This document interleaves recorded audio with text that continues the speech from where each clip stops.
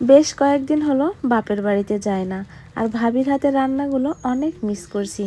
বাপের বাড়িতে গেলে আর যাই হোক, ভাবির হাতের কিন্তু মজার মজার রান্না খেতে পারি। তো আসসালামু আলাইকুম সবাইকে, সবাই কেমন আছেন? আশা করি ভালো আছেন। আল্লাহর রহমতে আমরা সবাই ভালো আছি। আমার ছেলেটা একটু শারীরিকভাবে অসুস্থ, সবাই দোয়া করবেন আল্লাহ যেন আমার ছেলেটাকে তাড়াতাড়ি সুস্থ করে দেয়।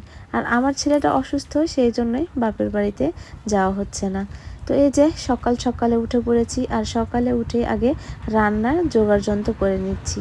আমার মনে হয় প্রতিটা ছোট বাচ্চাওয়ালা মায়েদের সকালের রান্নাটা যদি আগে করে নেয়, তাহলে দিনের বেশি অর্ধেক কাজটা কিন্তু হয়ে যায়। বিশেষ করে আমি সকালে উঠে আগে সারা দিনের জন্য রান্না করে নেওয়ার চেষ্টা করি। আর যেদিন লেবার থাকে সেদিন তো আর হয় না। লেবার থাকলে সকাল দুপুর রাত 3 বেলায় ছোট বাচ্চাকে নিয়েও কষ্ট করে রান্না করতে হয়। আর লেবার না থাকলে সকালে উঠেই আমি সারাদিনের জন্য রান্না করি। যেমন আজকে আমার বাড়িতে কোনো লেবার নেই, তাই আজকে সকালে উঠে আমি এই যে সারাদিনের জন্য রান্না করে নেব। বিশেষ করে সকালবেলা ভর্তা ভাজি এগুলো দিয়ে ভাত খেতে বেশি ভালো লাগে। সকালবেলা ঝোলের তরকারি বা মাছ মাংসের তরকারি একদমই খেতে ইচ্ছা করে না।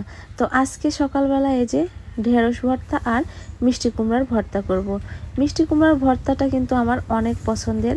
আর ঢেঁড়স ভর্তা আমি একদিন মাত্র খাইছি, খেয়ে অনেক ভালো লাগছিল, তারপরেও আর করা হয়নি। তো আজকে মনে মনে ভাবছি ঢেঁড়সটাই ভর্তা করব। এখানে কিন্তু আমি অল্প কয়টা ঢেঁড়স নিয়েছি। ঢেঁড়স ভর্তা শুধু আমার জন্যই করব, কারণ আপনাদের ভাইয়া এবং আমার মেয়ে ঢেঁড়স ভর্তা অতটা পছন্দ করে না। তারা মিষ্টি কুমড়া ভর্তা বেশি পছন্দ করে, আর আমি ঢেঁড়স ভর্তাটা বেশি পছন্দ করি। তো এদিকে রাইস কুকারে ভাত দিছি, ভাত প্রায় হওয়ার পথেই। আর এদিকে সবগুলো আমি সেদ্ধ করতে দিয়ে দিয়েছি। এর মধ্যে আমি 2টা ডিমও সেদ্ধ দিয়ে দিয়েছি আমার ছেলে মেয়ের জন্য। কিছুক্ষণ সেদ্ধ করার পর এই যে আমি ছুন্নি দিয়ে দেখছি সেদ্ধ হয়েছে কিনা।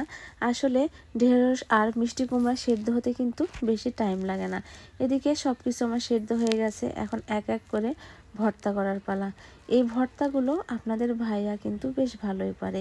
ওর হাতের ভর্তা খেতে আমাকে অনেক মজা লাগে, কিন্তু দুঃখের বিষয় ও বাড়িতে নেই, ও চলে গেছে বাইরের দিকে, সেজন্য ভর্তাগুলো আমাকেই করতে হচ্ছে। তো প্রথমে আমি মিষ্টি কুমড়ার ভর্তাটা করে নিলাম। আর যেহেতু ভর্তা, সেহেতু ঝাল না হলে কিন্তু একদমই জমবে না। তো মিষ্টি কুমড়ার ভর্তা করা কমপ্লিট, এখন আমি এই যে ঢেঁড়স ভর্তাটা করে নিচ্ছি। আসলে ঢেঁড়স ভর্তাটা দেখতে দেখতে কেমন লাগলেও খেতে কিন্তু অনেক স্বাদ। আর এদিকে কালকে রাতের বেঁচে যাওয়া তরকারি ছিল, পুঁই মুসরির তরকারি আর চ্যাং মাছের ভর্তা। এগুলো দিয়ে আজকে সারাটা দিন আমরা পার করে দিব। তো প্রথমে আমি মিষ্টি কুমড়ার ভর্তা খেয়ে দেখলাম, বাহ খুব সুন্দর হয়েছে। এবার ঢেঁড়স ভর্তা। তো যা হোক, সব ভর্তাগুলোই অনেক সুন্দর হয়েছে। তো আজকের মতো আমার ভিডিওটা এ পর্যন্তই। সবাই ভালো থাকবেন।